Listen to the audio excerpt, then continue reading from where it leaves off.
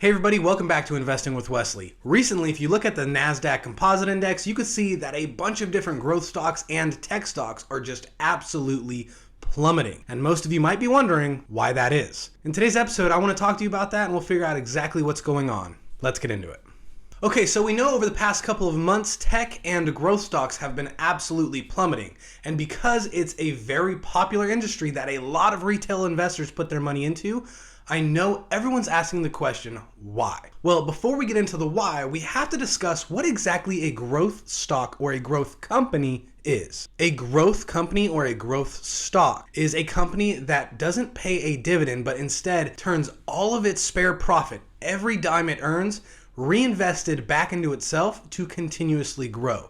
The expectation is this company is going to grow relatively faster than the rest of its competitors. That's what makes it a growth stock. And because growth stocks usually don't pay a dividend, and if they do, it is very, very small, investors know this, will go into it solely with the hopes of getting a capital gain return and not to produce any sort of income. Now, growth stocks or growth companies often operate under a lot of debt and generate little to no profit at all. And this is because your typical growth stock is a startup. Now there's other really well-established growth stocks out there like Google, Amazon, Microsoft, and Tesla who generate a large amount of profit but are also still considered growth stock. Those are definitely the exceptions and not the rule. Typically you'll see them as new upstarting businesses with a lot of room to grow. And because they're upstarting and haven't turned a profit yet, they have to operate based on a lot of investor credit and loan. Now you might be wondering yourself, why would anyone want to invest in a company that's like that doesn't turn a profit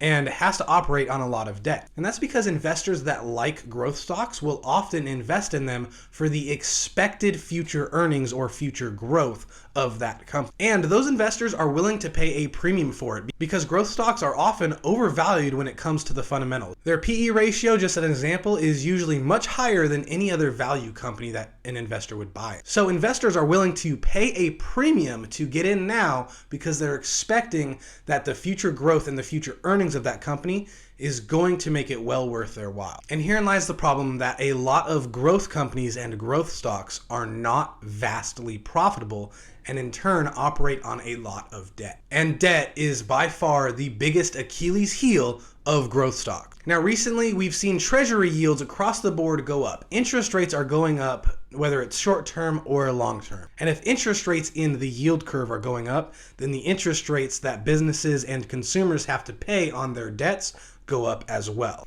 Now for consumers, it's a little different because most of us will have fixed interest rate loans. But other consumer products out there have variable interest rate loans, just like how business credits work. Those are variable interest. So as interest rates go up, so do their interest rates. So if interest rates are going up, that means these growth companies have to pay more in interest. And if more of their money has to be diverted to pay these interest fees, then that means less money they get to keep and reinvest for themselves. Less money reinvested for themselves means less expected growth in the future. Less expected growth in the future means that investors just aren't really willing to buy or hold on to these stocks or companies because they don't see the profitability in that investment. And this is the heart of what we've been seeing in this entire sector's fallout. You see interest rates going up and a massive devaluation of all these companies, and in turn a massive sell-off. And this is why so many of those tech and growth stocks in the NASDAQ Composite Index are going down. Now, what does this mean for you, and should you invest? Should you sell? What should you do? Well, personally, I think big tech is still a great industry to put your money into as far as an investment goes. And if you buy now, you can get things at a pretty big discount. If you haven't sold already, definitely don't sell now because you'll just be taking a loss. So as long as you're diversifying and not putting all your eggs in one basket and can reasonably afford to shell out a little bit of extra money, by all means invest in some of these growth stocks while they're on sale, because it may not be tomorrow, it may not be next month, but in time they will go back up and you'll receive some very, very good gains because of it. I hope you got value in this video. I hope I helped explain to you what's causing this sector to crumble right now. And if you did get value from it, please remember to like and subscribe. I think right now my statistics only show about 5% of my viewers are actually subscribed. So if you realize you're watching this, you're getting good value and you're not subscribed, feel free to click that button. Either way though, the choice is yours, and I'll see you in the next episode.